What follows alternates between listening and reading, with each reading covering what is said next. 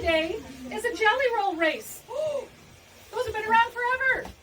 Jelly roll races. But I'm going to give you a few tips and tricks if you've not made a jelly roll race. And if you have, maybe I've got just a little insight.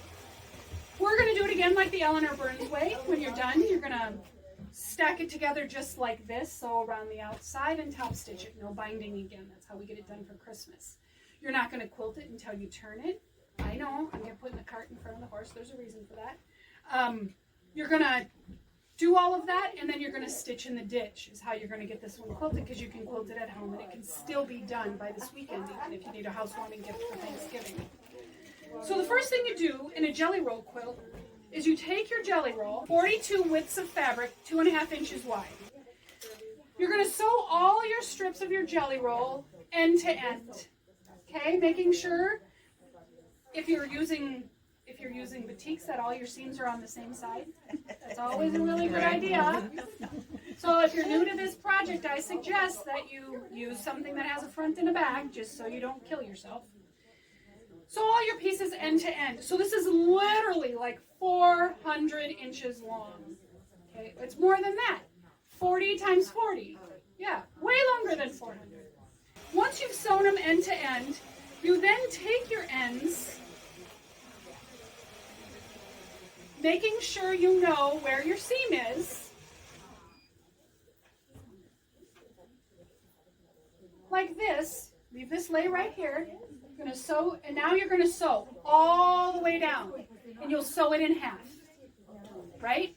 You made that first one shorter, right? So 18 inches shorter. Okay, thank you. 18 inches shorter, the first one. You're going to line up the edge. You put your ends so together. they don't match.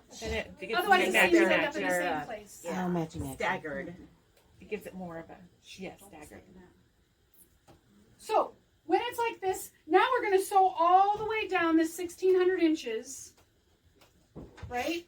All the way down, just matching our edge. No pins. We don't care where the seams end up as long as they don't end up on top of each other. All the way down. When you get to the end, you simply will have a fold and you'll cut it off. And now you have a piece that's only 800 inches long. Right? You with me? When you're done, you fold that in half or match your top edges. Don't worry if you didn't cut straight. Don't worry if there was a twist in it. Just hack through it. This is all about getting stuff done for Christmas. It's not about saving an inch of fabric. You have 800 inches. You're going to match your tops, and you're going to sew down that again. When that's done, that's 400. You're going to cut it, hack it off. And I mean it. You're literally going to hack it off.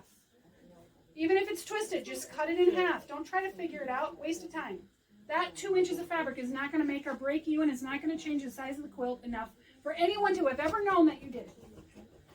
People don't need to know our secrets. You take that 400, fold it in half, stitch down it, cut it. Then, I have two things to talk about this one. The first one is, this is one of the jelly rolls before our last flip.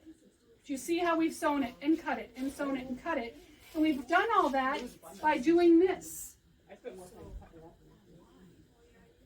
And then you sew down it and cut across the bottom, right? And then when you open it up, your final open, it is this size that we will now square up. So then it ends up this size, which is a wonderful lap size for anybody. I'll get back to the squares in a second. If you are making a king-size bed runner, you could actually stop here. You would put your backing right sides together, put your batting on top of your backing. You would stitch around the outside, turn it like a pillowcase, top stitch the opening close like we've talked about several times today, and then you would go back and stitch in the ditch.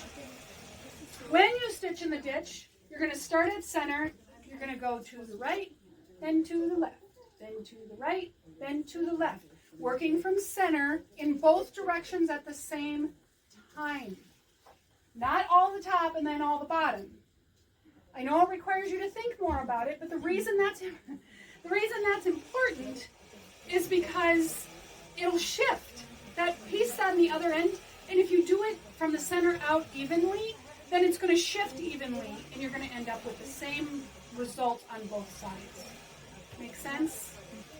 Okay, so the other thing you can think about, when you have one like this, if we folded it and finished it, and it was a rectangle like the other one, you would simply trim off your edges, right? Where we've hacked it, we would just trim them to square, make everything straight, using our seams to create that straightness as best we can.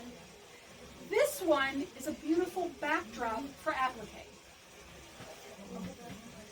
So once you're done and you've quilted it already, you could go back and you could, and I know the applique is going to show through on the back, but if you use a matching thread to the back, it doesn't matter. It's additional quilting. It looks pretty.